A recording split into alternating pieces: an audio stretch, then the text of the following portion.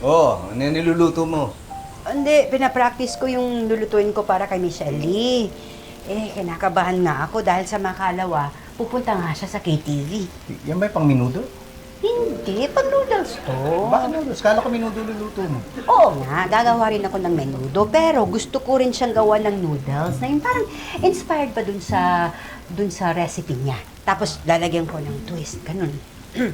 Parang hindi ka okay sa ginagawa mo. Kasi hindi ko rin masyado pang malasahan yung ginagawa ko nga. Pati, yung amoy.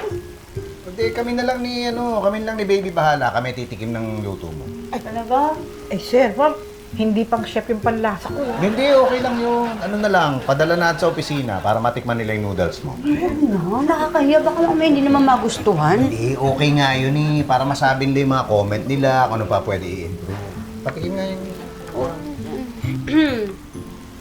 Sabihin mo, ah. Oo. Ano? Parang mataba. Oh, kaya kasi. O, sige.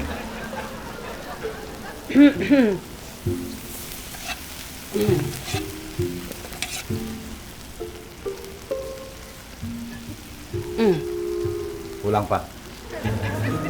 Uy, baka naman sobra na yan, ah. Ang bahala. Ay! Pitoy! Hindi, sige. Ano ba? Gagawa natin paraan yan. At, baby, kumuha ka ng kumot. Para saan yung kumot? Para hindi masayang, dito ka na magsuob.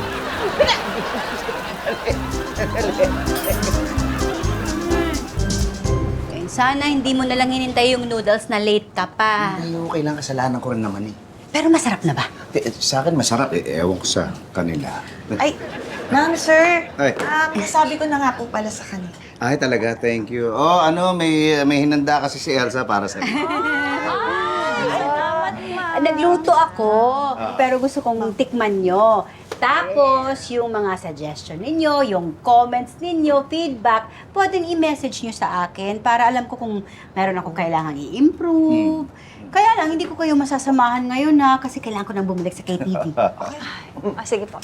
Don't worry, Ma'am Elsa. Tama ang taong pinuntahan ninyo, no? Pagdating sa pag-judge sa pagkain, ako ang the best dyan. Hoy, eto ka na naman eh. Bibida-bida ka na naman. Hoy, wala ako sa mood makipagtarayan, ha?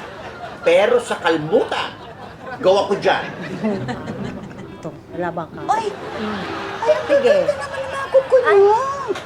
Pero ako po ang pinakamaganda, Ma'am Elsa. Kasi ako lang po ang may bato sa kuko. Ma'am Elsa, ako po ang gumawa nitong mga to. Gusto niyo ba gawan ko po kayo? Murang-mura lang. Uy, tamang-tama para pag nagkita kami ni Michelle Lee, pareho kami ng kuko. Ha?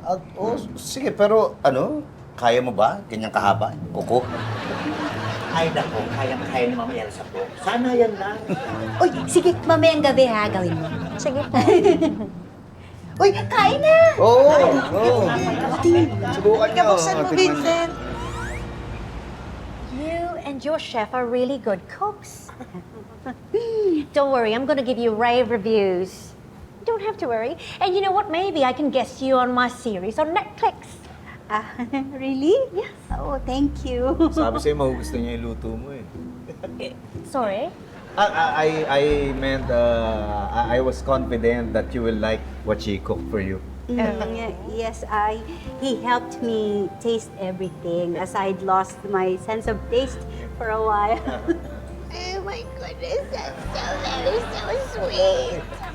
You're so lucky to have each other. So sweet.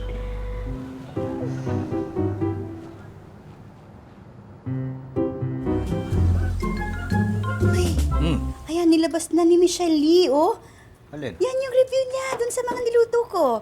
Ang ganda ng mga sinasabi niya. Talaga, ilang stars daw? 5. 5 stars? Wow, dudumugi na yung KTV niya. Thank you. Uy, Hindi kasi kung wala ka dun kanina, siguro hindi ko nagawa yung mga yun. kundi tumulong lang naman ako. Ikaw talaga yun. Magaling ka kasi talaga magluto. Bale, bibilang kita regalo. Anong gusto mo? Regalo, wag na. Pagluto mo na lang ako, okay na ako. Ano nga gusto mo? Gusto ko, ikaw. Uy! Hindi, gusto, ikaw, bahala ka kung ano gusto mo lutuin para sa akin. Ah, ano-ano iniisip mo.